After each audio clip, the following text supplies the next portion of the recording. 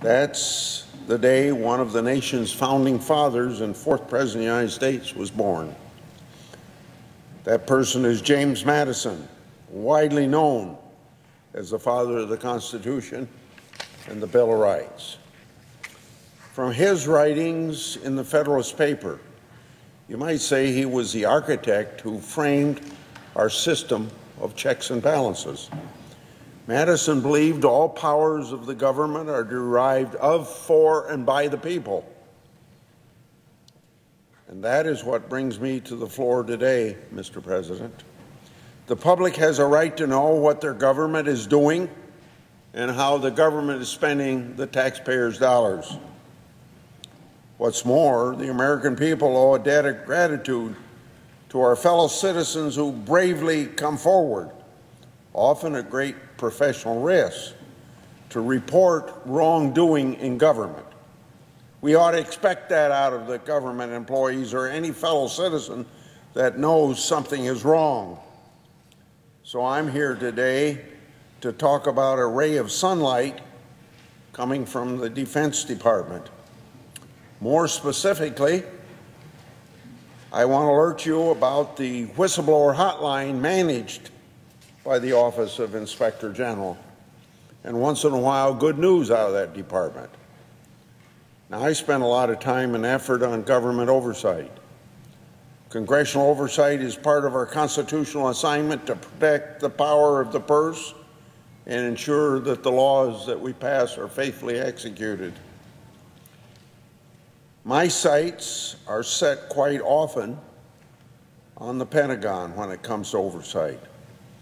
The U.S. military is the strongest and mightiest in the world.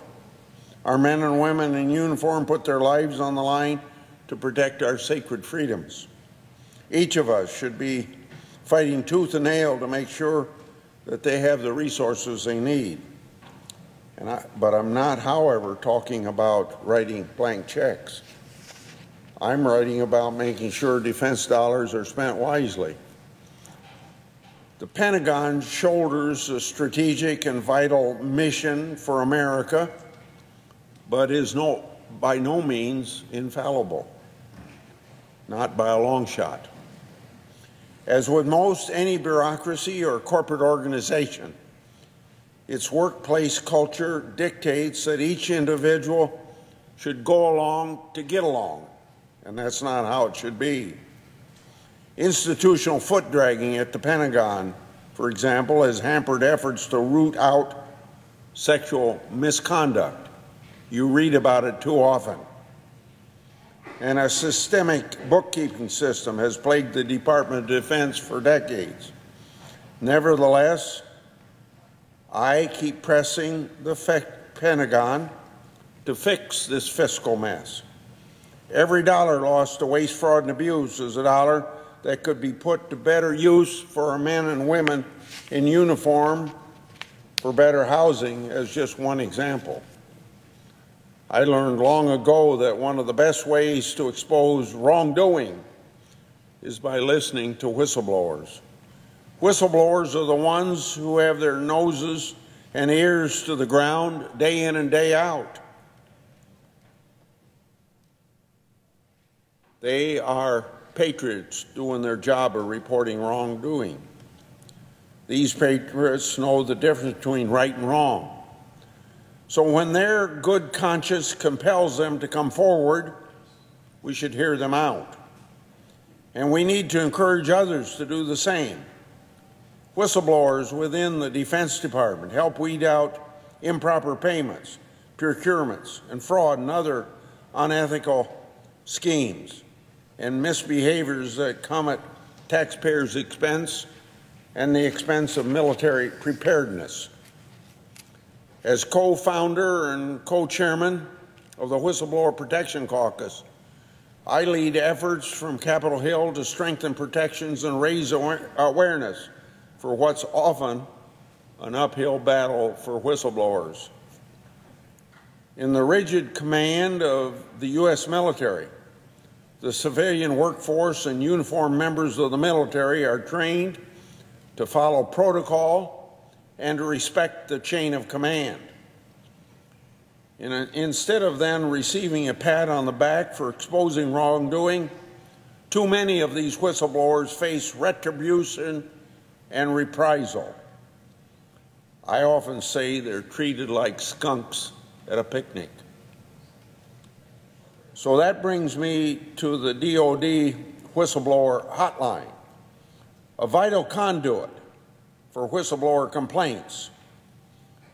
So once again, there's some good news about DoD and whistleblowers and trying to improve things there in a November IG report. It shows a huge backlog of tips has been reduced. You could say it's a glimmer of hope in an otherwise swamp of secrecy. You see, the report also exposes the bad news. The playbook of bureaucratic authority, defend, delay, and deny, is alive and kicking.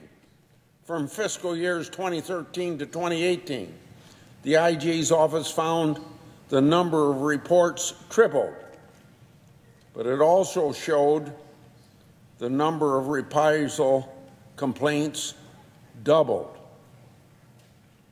The report found that 350 Defense Department officials, most of them in the branches of the armed forces, retaliated against and sought to intimidate 195 whistleblowers. You can't speak about 195 cases, but I'll bet in many cases, many higher-ups in the chain of command would be embarrassed, and that's why it wasn't reported, and that's why these folks were retaliated against. This tells me also that higher-ups who are accused of retaliating against whistleblowers are going unpunished. Consider about 85% of the people who reported wrongdoing and face professional punishment or personal embarrassment are still waiting for any remedy, according to this Inspector General report. This sends a very unsubtle signal to whistleblowers. Blow the whistle at your own risk. When the top dogs who dish out retribution go unpunished, and some are even promoted, the message to the rank and file is loud and clear. Blow the whistle at your own risk. Nearly 2 years ago, I came to the floor of the Senate to sound the alarm on this very subject. At that time, I shared statistics from a 2016 IG report. It listed 406 hotline cases that have been open for more than 2 years. Nobody's in a hurry to do anything about wrongdoing in the Defense Department when things like that can accumulate. More than half of those 406 cases, 246 cases to be exact, had been open for more than 1,000 days, and some had been laying around for 4 years. So back when I gave that speech a couple years ago, I noted that the IG's office wasn't moving the needle, despite increases in personnel and money in the IG's office. The workforce to overload ratio was mismatched. Cases were adding up, and a corrosive workplace culture within the IG was festering sore. Allegations of tampering with investigations and whitewashing cases were tarnishing the reputation of the premier whistleblower oversight unit at the Pentagon. Congressional watchdogs like myself should not have to watch the Pentagon watchdogs to keep oversight on track. Now, as I said, there's some good news. Things seem to turn a corner when Acting Inspector General Fine recognized these antics of the bureaucracy, a bureaucracy run amok. I'm glad to see a ray of sunlight coming from the IG's office.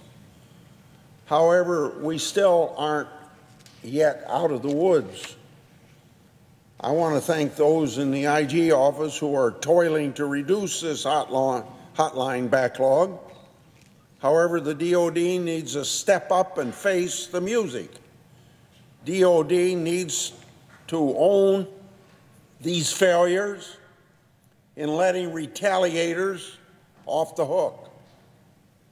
Failing to hold these folks accountable is a huge slap in the face to those in the department who are performing their responsibilities every day with dedication and excellence, being patriotic people, blowing the whistle, and pointing out waste, fraud, and abuse.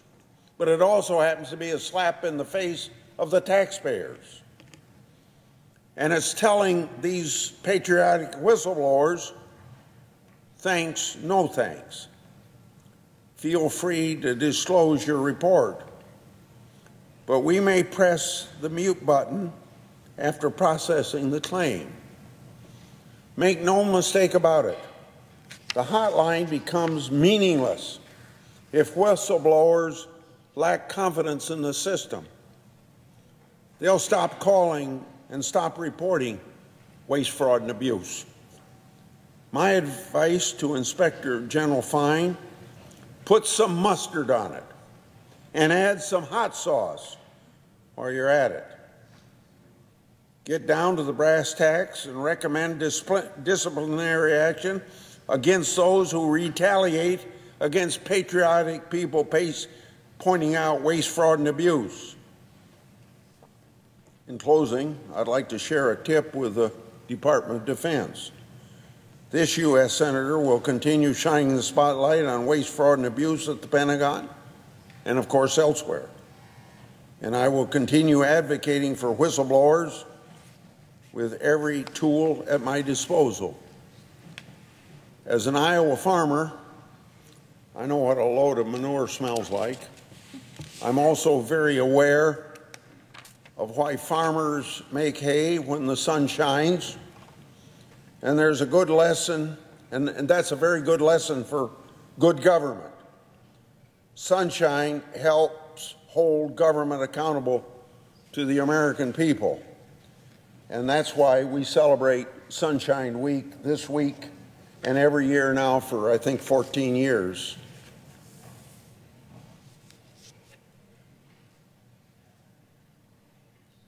Because Sunshine Week promotes openness and transparency in government. That's why Congress passed the Physicians Sunshine Act in 2010. This law establishes a mandatory national disclosure program where drug and medical device manufacturers report payments made to prescribers and teaching hospitals. However, it appears that some parties may not be disclosing this information.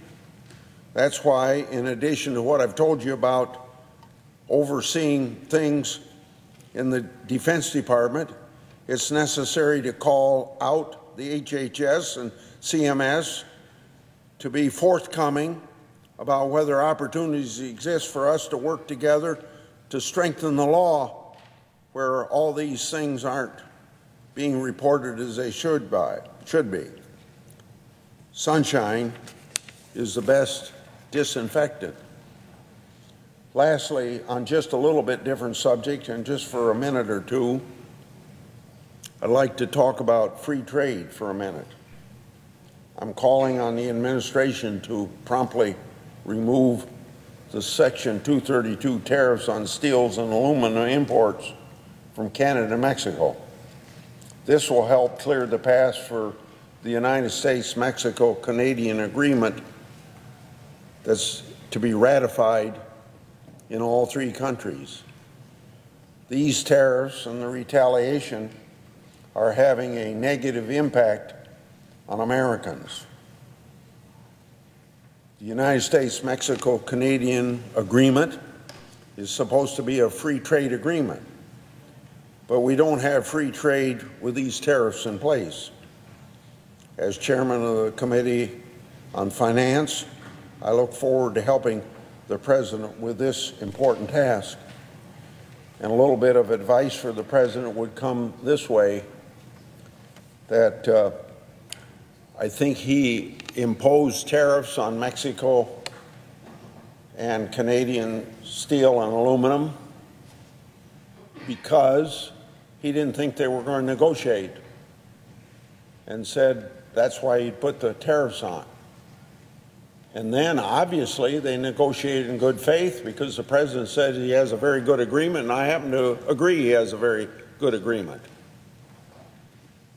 So wouldn't you think then that the tariffs ought to come off? So I had somebody down in the White House tell me recently, well, you can't conflate the tariffs on aluminum and steel with the USMCA agreement. Well, don't tell me you can't conflate them when you conflate them when you say to the other side, if you don't negotiate, we're going to put these tariffs on. I think there's a clear path to getting this done. The President is concerned about the transshipment of steel from China through Canada into the United States, which obviously wouldn't be fair. They're concerned as well about surges in exports to the United States. I think he would find Prime Minister Trudeau very open to receiving assurances that if the House of Commons in Canada moves ahead with approval of it, that these tariffs would go off. At the same time, I think they'll get assurances from the Canadian government that they will make sure transshipment from China through Canada to the United States won't happen, and that surges in exports won't happen as well. And if we can get the Canadian government to approve this agreement, it seems to me it's going to be a lot easier to get through the Congress of the United States. And I think Mexico, just as soon as they change some labor laws that they promised they would change to make labor more fair and less unfair to the American worker, I think the Mexican Senate will approve this agreement. But time is a factor here, because Canada's got to get this all done before they adjourn in June for their elections, October elections. And it seems to me when the President says, I have a good agreement, and there's a certain amount of anxiety out there about all these trade negotiations that are going on, we could get this thing settled pretty fast and reduce that anxiety and make sure we enhance our economy more than already the fine policies of this President through taxes and through deregulation have already improved the economy and keep it growing. I would ask the President to consider moving this as fast as he can and get off of this business of negotiating trade and tariffs for quotas, because that's not much better for the United States, or not much better even for the Canadians, and it isn't going to satisfy the Canadians that they can move ahead before their election. I yield the floor.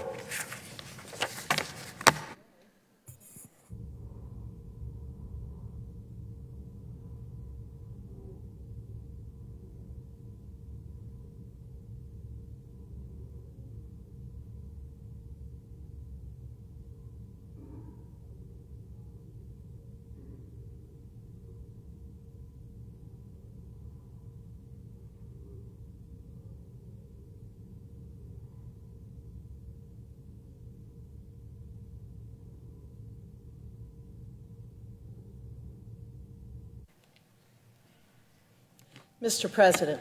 The Senator from Nebraska. Thank you, Mr. President. Mr. President, Democrats have put forward proposals claiming that it is the duty of the federal government to create a so-called Green New Deal. My colleagues have listed a variety of goals, like net zero greenhouse gas emissions within a decade, good jobs for all, and a sustainable environment and infrastructure. But they haven't proposed any specific policy changes or a roadmap of how to reach these goals. And the reason for that is clear. As the resolution's authors have said, these proposals would require a massive federal government takeover and reorganization of our country as a whole. We're learning that what it would take to accomplish these goals is unrealistic. We should call the Green New Deal exactly what it is: an attack on what should be the limited role of the federal government in our lives. I want to address Nebraskans directly, and I want to analyze a few details that are part of this resolution's attack on rural America, which is an attack on Nebraska, because our state's economy and the well-being of all Nebraska families is reliant on a strong agricultural economy. One section of the resolution speaks to our nation's agriculture sector. Properly managing our environment is important, and Nebraska's agricultural producers who feed and fuel our world know better than anyone about conservation and stewardship. This is a serious issue, and it deserves a serious and a sensible approach. The early fact sheets that came out describing the Green New Deal offered mind-boggling proposals, like eliminating cows. This idea was so ridiculous that the Democrats balked and distanced themselves from this concept. In fact, while the Nebraska Democrat Party announced their support for the Green New Deal, Nebraska's Democrat Party chairman recently apologized to fellow Nebraskans for the anti-agriculture ideas that are included in it. Tom Vilsack, a former Iowa governor and former Secretary of Agriculture in the Obama administration, was spot on with his comments about the greatness of American agriculture during a congressional hearing in 2016. He pointed out, quote, "Every one of us that's not a farmer is not a farmer because we have farmers. We delegate the responsibility of feeding our families to a relatively small percentage of this country.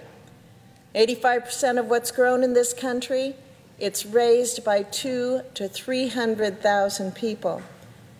It is an incredible freedom that we take for granted.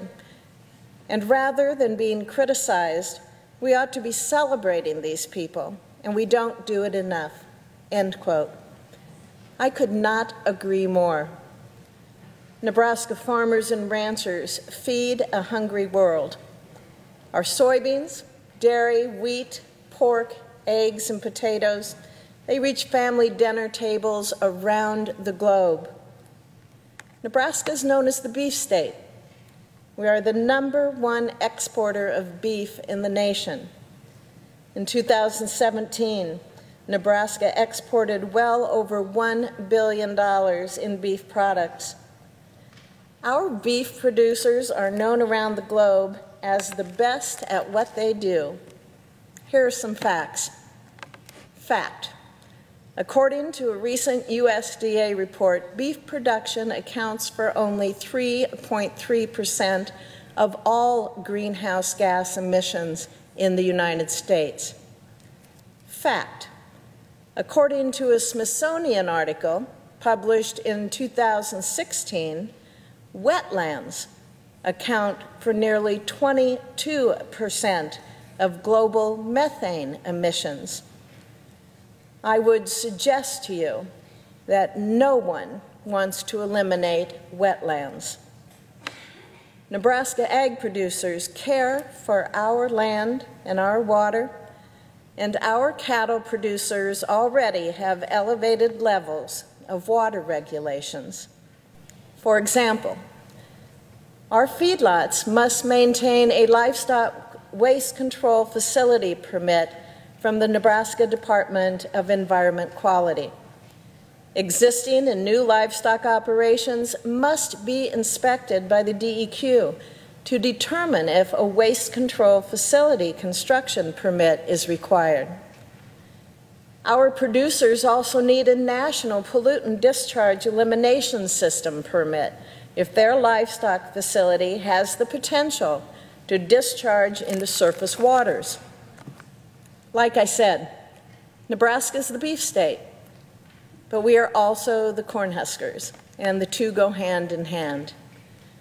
Nebraska is a top producer of corn, and that corn is fed to livestock and establishes Nebraska as the #1 cattle on feed state in the nation. And our producers do this while conserving our natural resources, our land and our water. Consider this. The Omaha-based Lindsay Corporation recently developed a tool that connects to a center pivot irrigation system and remotely controls the water based on the irrigation prescription for each individual field. The company estimated that since the tool was launched, it has saved over 21 billion gallons of water, over 34 million kilowatt hours of energy, and over 57 million pounds of carbon dioxide emissions globally. Nebraska also has a unique system of 23 natural resources districts. The districts are managed by locally elected boards.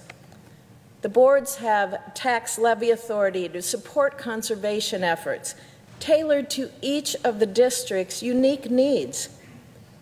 Through this process, we regulate our groundwater more than any other state, and it's an effective use because of our local communities are the ones in control. No other state in the country has this advanced form of ground and surface water management. Because of the adoption of more efficient irrigation systems by our corn and soybean producers, water applied in 3 natural resource districts in Nebraska has decreased significantly, conserving our water. Nebraska's producers also take good care of our soil. Our natural resource districts can require landowners to manage soil erosion on their land and connect them with cost-sharing programs to help implement effective soil management practices. And the use of planned grazing on our ranches, my family's ranch included, improves the amount and the diversity of grass available to cattle. And cattle improve the overall health of that rangeland. The Natural Resources and Conservation Service estimated that soil erosion and planned, or as some call it, rotational grazing practices, have saved over $80 million in annual damages for flooding or erosion. Additionally, with the adoption of no-till farming practices and row crop production combined with cover crops like millet and rye, we have vastly improved the health of our soil. The bottom line is this: ag producers are conservationists who utilize proven practices to manage our land and water resources. As more facts have come out, we've learned that the cost alone of the Green New Deal is astounding. One estimate by the American Action Forum found that if the deal was fully enacted, it would cost anywhere from $51 to $93 trillion over the next 10 years. $93 trillion. That is a staggering expense that our families, our businesses, and our economy simply cannot afford. One of the main goals of the Green New Deal is a mandate to move our country to 100% renewable energy and achieve carbon neutrality within the next decade. The American Action Forum estimate warns that households would shoulder this weight with up to nearly a $4,000 increase in their yearly electric bill. And if our country relied on foreign energy, those rates would skyrocket even higher. Higher electricity bills are a concern for me, and they are a concern for Nebraska families. But my colleagues across the aisle don't seem fazed. Recall that in 2009, former President Obama said he was willing to have the average household pay nearly $1,600 per year to reduce carbon emissions by 15%. Hardworking families said then that they could not afford that. So how can people now afford up to spending $4,000 a year? Attempting to move to all renewable energy would also mean shutting down every nuclear, coal, and natural gas plant. According to some estimates, this would cost Nebraskans and the American people $7 trillion by 2030. If we eliminated use of natural resources like gas, oil, and coal production, the United States would rely on other countries to supply our energy. The United States leads all G20 countries with the best record of carbon dioxide emissions reduction in recent years. From 2005 to 2017, the United States reduced carbon dioxide emissions by 862 million tons, a 14% cut. Comparatively, in the same time frame, India increased its carbon emissions by 1.3 billion tons, and China raised its emissions by 4 billion tons, a 70% increase.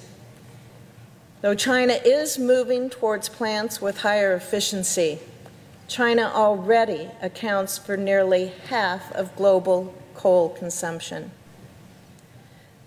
The new Green Deal misses a crucial point. The United States is already making voluntary changes to lead the world in reducing carbon dioxide emissions. A line from the 16-page resolution reads, the Green New Deal would include, quote, overhauling transportation systems in the United States to remove pollution and greenhouse gas emissions, end quote. A background document released by the Green New Deal's author called for a plan to build out high-speed rail and replace every combustion engine vehicle at a scale where air travel stops becoming necessary. As chairman of the Senate Commerce Committee's Transportation and Safety Subcommittee, I welcome all common sense, bipartisan proposals to improve our infrastructure so that we can provide safe and efficient movement of our people and our goods. But the Green New Deal is a far cry from a common sense proposal. The call to replace every combustion engine wouldn't just hurt our nation's infrastructure. It would mean scrapping our personal cars and the commercial trucking industry. It would mean eradicating planes and air travel altogether. Don't forget, we are a nation of vastness. Light rail is not feasible. It's not feasible in many parts of our country. And people in sparsely populated areas have a right to receive services, participate in commerce, and have transportation options that meet their unique needs. In closing, Mr. President, as the activists continue to push their wish list, I'm going to continue to focus on addressing those regulations that make life difficult for families and businesses in Nebraska. Excessive regulations cause our ag producers to focus on mountains of paperwork instead of ways to innovate and implement new practices so they can continue being good stewards of our land. The key to finding realistic solutions in addressing carbon dioxide emissions lies in the hands of America's innovators, not the heavy hand of the federal government through an economic takeover. Moving forward, I am going to work on updating aging infrastructure that our citizens rely on in their everyday lives. I am going to fight for policies that will help promote economic growth and help families across this country provide for their loved ones. And I will continue to highlight the good work of our farmers and ranchers that they are doing to protect our air, water, land, and wildlife. Thank you, Mr. President. I yield the floor. Mr. President. The Senator from Michigan. Mr. President, I rise today to speak of the need to vigorously protect the Great Lakes. The Great Lakes are a vital natural resource, not only for my home state of Michigan, but for the entire nation. In addition to providing drinking water for nearly 40 million people, the Great Lakes serve as an economic engine for our entire country. This freshwater system is associated with adding nearly $6 trillion to the U.S. GDP while supporting millions of jobs. It accounts for more than 50% of all U.S.-Canadian border trade and facilitates the shipping of over 200 million tons of cargo every year. But ask any Michigander what the Great Lakes mean to them, and they will tell you that they are a great deal more than simply a source of commerce. The Great Lakes literally define our state. They not only define our borders, but who we are among the states, and we are, in fact, the Great Lakes state. We love to spend our summers on or near the lakes, and in the process, form family memories that we hold for a lifetime. It's no exaggeration to say that for Michiganders, the Great Lakes are part of who we are. It is in our DNA. Over the years, Democrats and Republicans alike have understood the importance of maintaining the vitality of the Great Lakes. And that's why in 2004, President George W. Bush signed an executive order to promote a Great Lakes regional collaboration. Then in 2010, President Obama built on his predecessor's leadership. In his very first budget request, President Obama called for funding for what would later be known as the Great Lakes Restoration Initiative. The GLRI today remains a bipartisan success story because it provides a platform for federal agencies and states to come together to address the biggest threats to our lakes. Mr. President, let me give you a few examples of the positive impact that GLRI has had in my home state of Michigan. In Deer Lake, near Ishpeming, in the Upper Peninsula, GLRI funds were used to successfully eliminate mercury runoff that had contaminated local wildlife. And over just a few years, these funds were used to restore the natural habitat, and as a result, Deer Lake was no longer considered a federal area of concern. Thanks to the support of GLRI, sufficient improvements were made to prevent runoff at the Glody Drain in Clinton Township in Macomb County, reducing flooding and soil erosion in an area that many Michiganders call home. In Detroit, 30 steel mills, oil refineries, chemical manufacturers, and other plants discharged pollutants into the Detroit River for decades. However, with the implementation of $89 million worth of GLRI waterway cleanup projects, water quality has improved, and Detroit now has a thriving and vibrant downtown Riverwalk that has become an economic engine for small businesses. There's no question that GLRI is a proven success and has been vital to Michigan's environment and to Michigan's economy.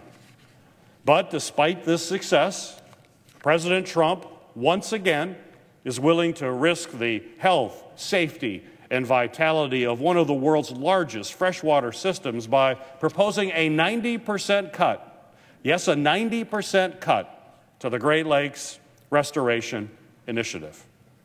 Unfortunately, this is not the first time. Since taking office, President Trump has tried to eliminate funding to the Great Lakes Restoration Initiative each and every year he has been in office. And each and every year, Congress has united in a bipartisan way to ensure that this critical program remains funded. Let me be clear.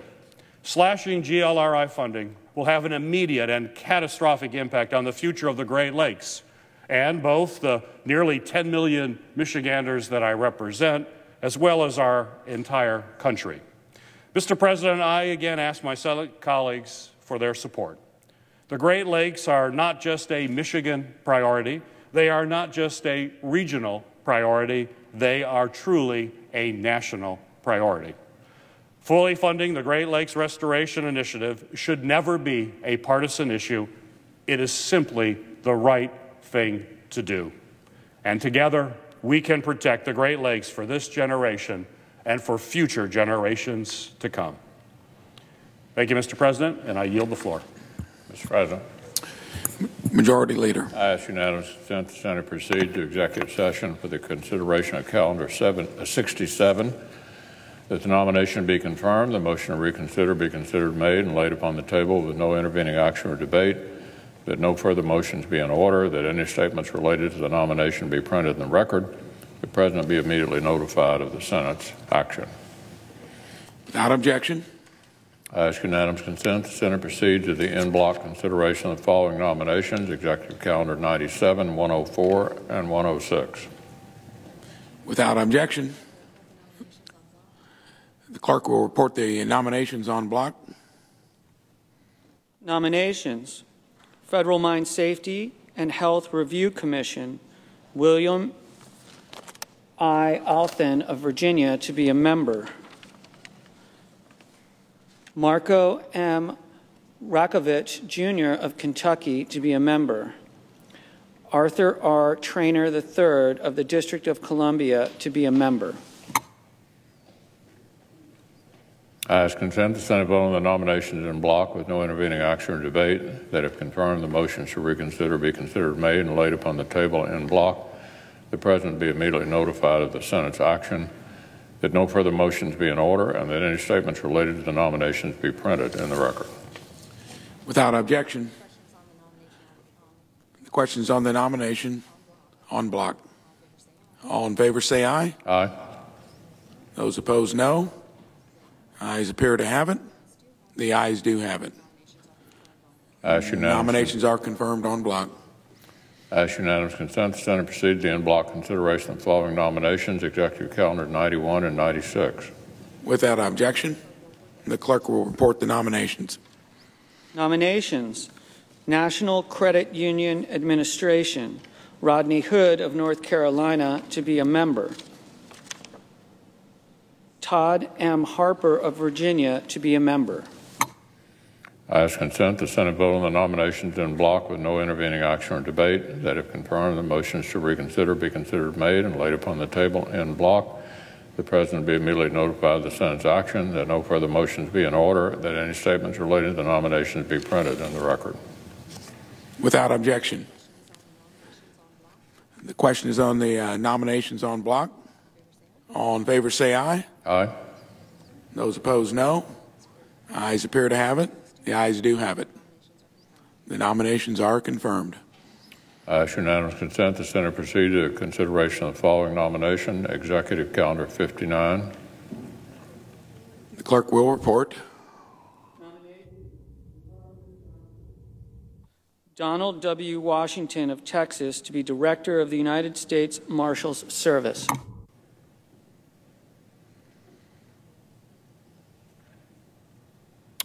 I ask consent the Senate vote on the nomination with no intervening action or debate. That if confirmed, the motion to reconsider be considered made and laid upon the table. The President be immediately notified of the Senate's action.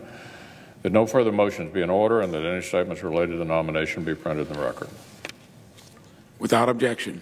I ask unanimous consent the Senate. The question is on the nomination. All in favor say aye. Aye. Those opposed, no. Ayes appear to have it. The ayes do have it. The nomination is confirmed. I ask unanimous consent the Senate proceeds to en bloc consideration of the following nominations, Executive Calendar 63, 64, and 66. Without objection, the clerk will report. Nominations: Corporation for Public Broadcasting, Janice Miriam Hellreich of Hawaii to be a member of the Board of Directors. Robert A. Mandel of Florida to be a member of the Board of Directors.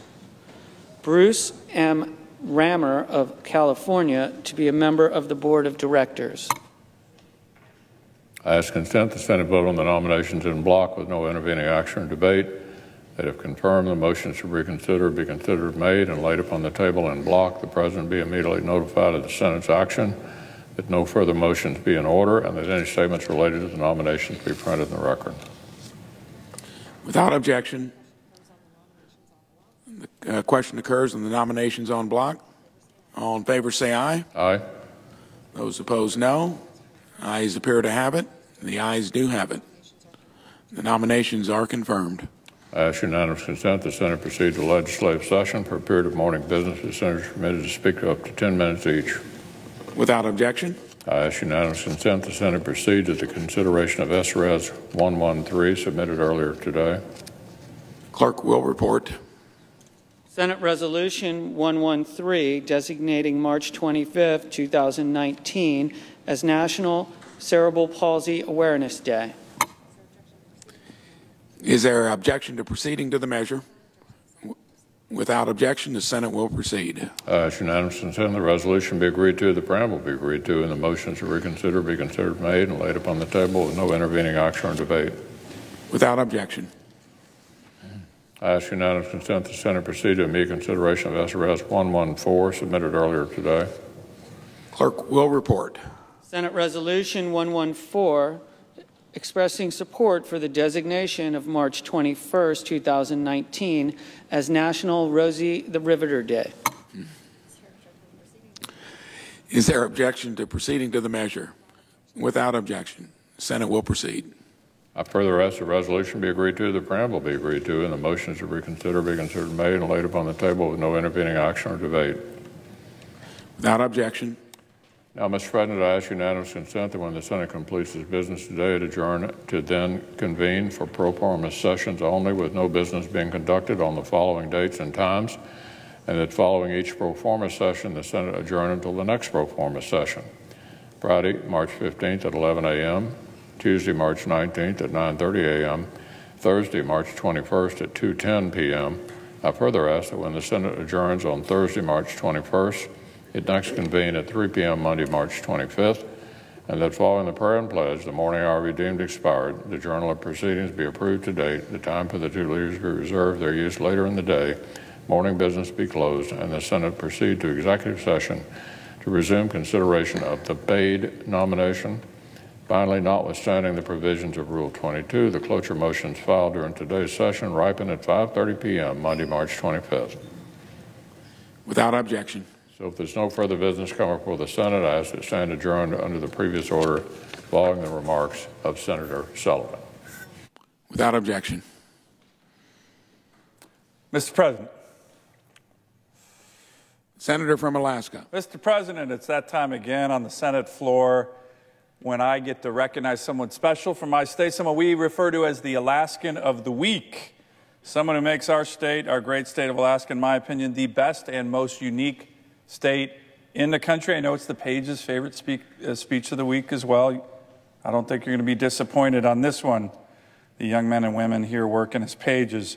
Now, some may take issue with the claim of the most unique state in the Union, but consider this, Mr. President, right now, we have teams of mushers and their dogs who are barreling 900 miles across the state of Alaska toward the city of Nome in some of the harshest conditions and some of the most difficult and rugged terrain on the planet Earth. The Iditarod, the last great race, is still underway in Alaska right now. Mushers, literally as we speak, are rolling into Nome today, tomorrow, for the next few days.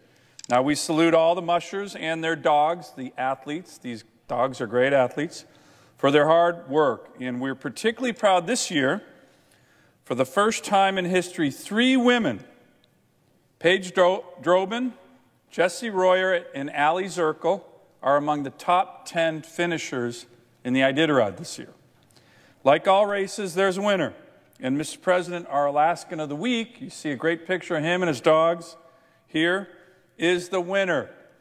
After 9 days, 12 hours, 39 minutes, 6 seconds on the trail at 3:39 a.m. yesterday morning in Nome, Alaska, Bethel resident Peter Kaiser crossed the finish line in Nome to win this year's Iditarod.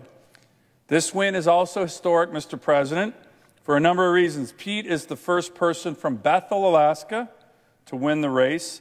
He's the 5th Alaska native to win and the first Alaskan of Yupik descent to take the title. A crowd was there waiting for him. It seemed like half the town of Bethel was there waiting for him, and they were chanting, "Way to go, Pete! Way to go, Pete," as he crossed the finish line. Alaska Native dancers performed, hugs and tears of joy all around. His wife Bethany was there, and their 2 children, Ari Joseph and daughter Allie, were also there. Mr. President, now this is also exciting because of the race's historic roots. So before I talk about Pete for a little bit, let me take you back to a remarkable piece of history that happened in Nome, Alaska in 1925, when diphtheria serum was desperately needed in Nome for several very sick children. Now, 1925, Alaska, the nearest batch of serum was 1,000 miles away in Anchorage. There weren't, and unfortunately still aren't, any roads between Nome and Anchorage. Matter of fact, Alaska has almost 200 communities that don't have any roads connecting it to other places. There were no commercial airlines back then. The nearest train station in Nome was roughly 700 miles away. So in the winter, people traveled mostly by dog sled. So on the night of January 27th, 1925, musher Wild Bill Shannon tied a 20-pound package of serum wrapped in a protective fur around his sled.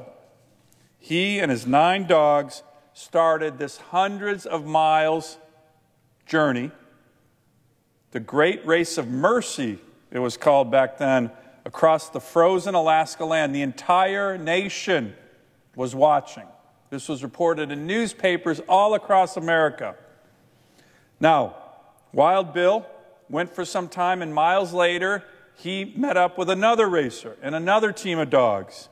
And this relay of dog mushers carrying the serum for the sick kids in Nome continued until the life-saving serum reached Nome 5 days later. Pretty remarkable.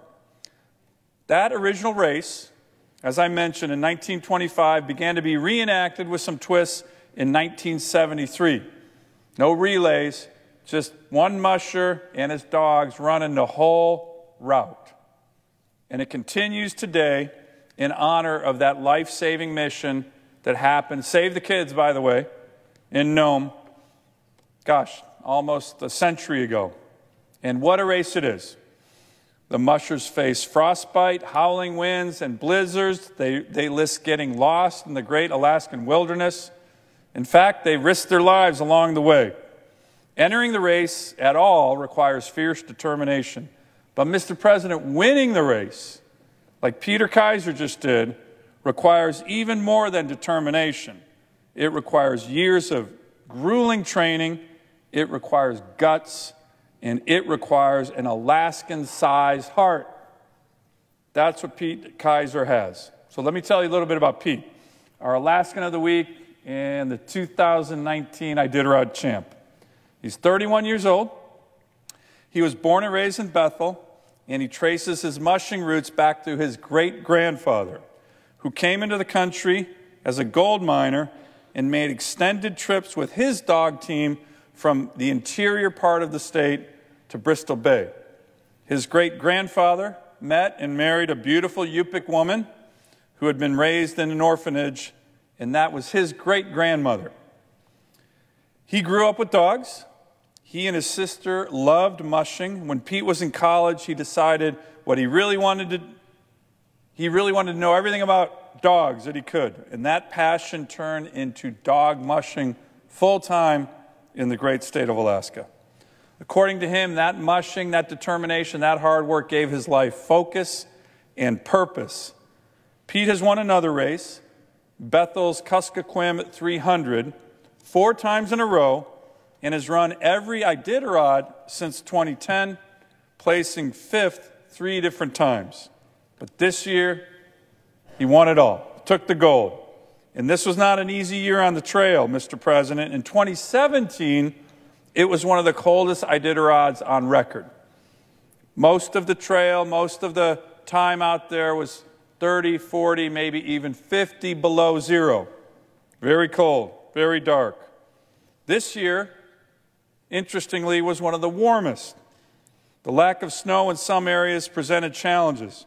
One area of the trail, almost 80 miles on what we call tussocks, or rolling tundra, was in many areas without snow. It was like mushing over bowling balls, said Pete after he won. But he kept his cool and ran a strategic, determined race. And importantly, he knew the area. While other mushers trained in the more urban areas, he stuck with rural Alaska where the trail really gets rough, and he knew how to handle it. He husbanded his strength and power of his dogs to maneuver into position on the Bering Sea coast towards the end of the race. It was there, as other teams faltered, that he charged to victory, besting a good friend of his by just minutes, one of the closest finishes in Iditarod history. Mr. President, I had the opportunity to call Pete yesterday to congratulate him. He said at the end, dog tired, it was all a blur. They don't sleep much for almost 9 days. And speaking of dogs, he said his champion dogs were eating a lot right now and getting a well-deserved rest. You can see some of these beautiful dogs who, by the way, they love to run. They love to run. Mr. President, in Alaska, our Iditarod winners are like rock stars. Overnight, they become very famous. Pete will be no different. He will be an inspiration to so many, partly because of his hometown and humble roots. Another longtime musher and Pete's hero, Myron Angston, said that most local mushers aren't sponsored. They're not wealthy. They don't have a family kennel already established. But Pete's success will inspire others. And Pete agrees. When a reporter asks him what his victory means for his community and for smaller towns in Alaska, he says that it shows that somebody from out in the rural parts of the state can have a dream and put it all together and work hard to make things happen like this. Inspiring words, Mr. President, and I'm sure we'll see a new generation of mushers heeding Pete's call and jump into the field as a result of his example and his success. So thank you, Pete, for reminding all of us with enough hard work, grit, guts, determination, any kid from any small town or any village can follow his dreams to make it a reality. So congratulations again to you and your wonderful, hard-working dogs on being the 2019 Iditarod champ, and congratulations for being our Alaskan of the Week. I yield the floor. Senate stands adjourned until 11 a.m. tomorrow morning. The Senate has gavelled out, but earlier today, lawmakers passed a resolution that terminates President Trump's border emergency declaration. The vote was 59 to 41, with 12 Republicans approving the measure. Those 12 Republicans were Lamar Alexander, Roy Blunt, Susan Collins, Mike Lee, Jerry Moran, Lisa Murkowski, Rand Paul, Rob Portman, Mitt Romney, Marco Rubio, Pat Toomey, and Roger Wicker. The measure was approved by the House at the end of February. It now heads to President Trump, although he has said that he plans to veto the resolution.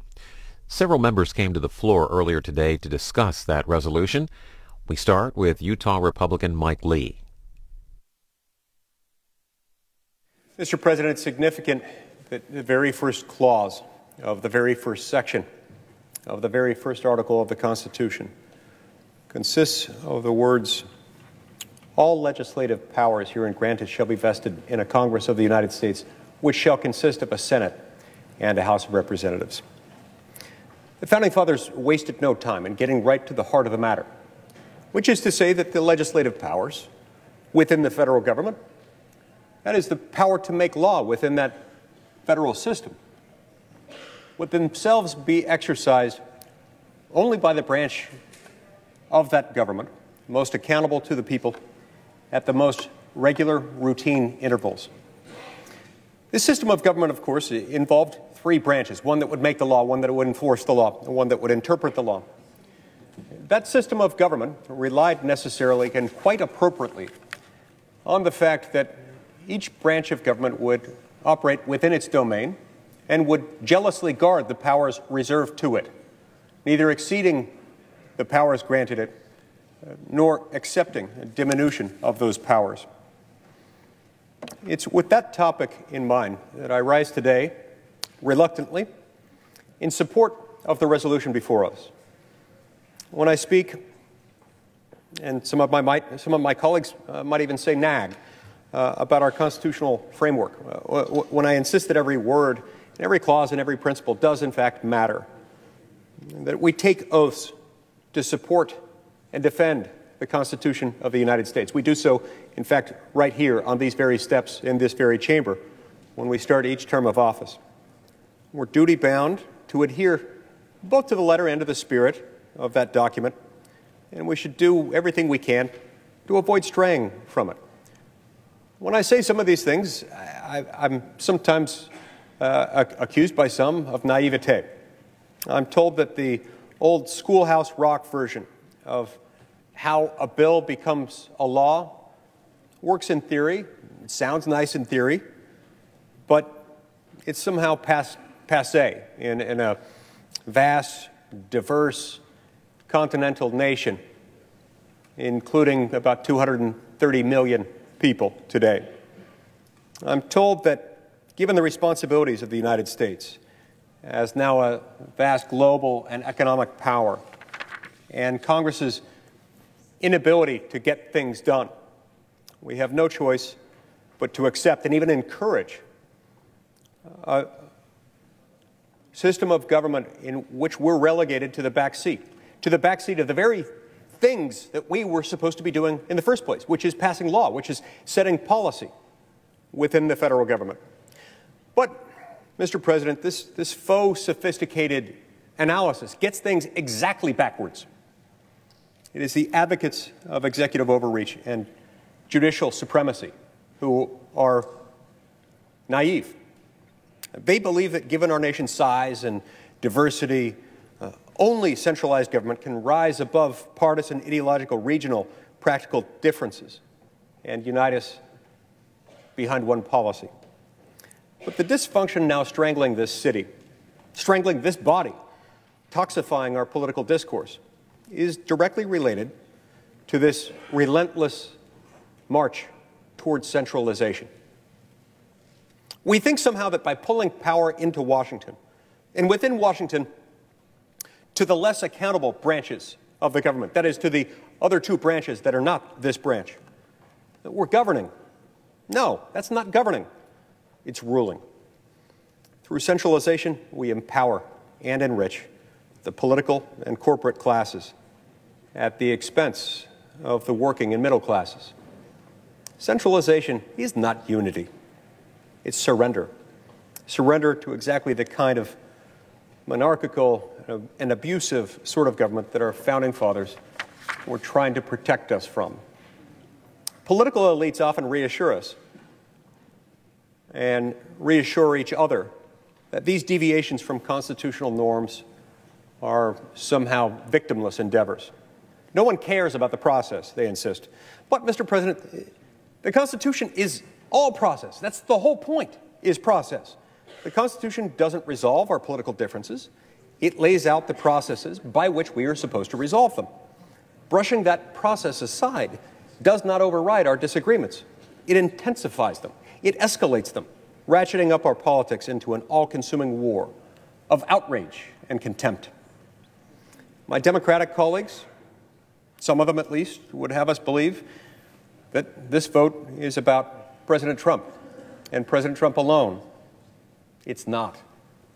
It's about much more than him. It's about much more than them. It is liberal elites' cult-like zeal for centralized power and their furious entitlement to wielding it that has led us to this very vote.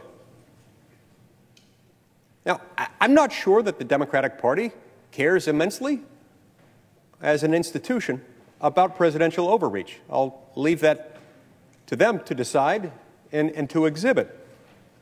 Some simply believe that abuse of constitutional power should be a one-way street. In many instances, we've had members of this body support previous presidents of both political parties in engaging in acts of overreach.